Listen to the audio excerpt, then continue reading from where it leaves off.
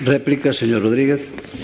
Grazas, presidente. Bueno, o vídeo, como vostede ben di, o que é o cauce do río é competencia da Confederación Hidrográfica e agora ben o arrastre que baixa por toda a ladeira abaixo, penso que é competencia súa e que non están a facer o traballo que debían de facer.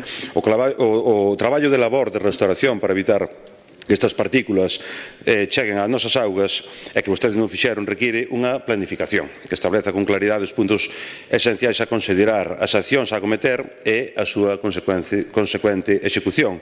Neste contexto, os protocolos son instrumentos útiles que axudan a organizar estas actuacións. E hai moitos organismos, e incluso moitos técnicos da súa propia Consellería que nos din que non se están a levar a cabo. Vostedes, que son tan constitucionalistas, lembro-lle unha das súas obrigas que é facer cumprir o artigo número 45, onde todos temos e todas temos dereito a disfrutar dun medio ambiente adecuado para o desenrolo das persoas, así como o deber de conservalo.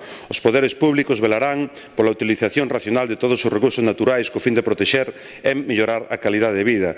E para quen violen o disposto no apartado anterior, nos termos que fixa a lei, estableceránse sancións ben penais ou ben administrativas, que isto é o que lle tiña que aplicar a algunha xente que non está a evitar estes danos. Déixense aconsellar polo mundo científico, universidade, biólogos, investigadores de incendios forestais, propietarios dos montes, ambientalistas, poñan en marcha de forma urxente actuacións que minimicen os danos producidos, os danos ecolóxicos, danos económicos e danos sociais. Urxe levar adiante traballos que eviten a erosión e os arrastres de cinzas aos acuíferos e aos cursos fluviais. A rexeneración, recuperación dos ecosistemas afectados é vital para a supervivencia do país e a sinceridade é un principio básico para solucionar estas eivas. Miren, este é un nacente do río Barbaña na provincia de Ourense, todo negro, non se fixo nada. Este é o río ao seu paso pola vila de Ribadavia, todo negro. Isto é o macizo central en zonas de turbeira de alto valor ecolóxico e paisexístico, non se fixo nada. Isto é o Xurés e así temos para votar aquí toda a tarde. Moitas gracias.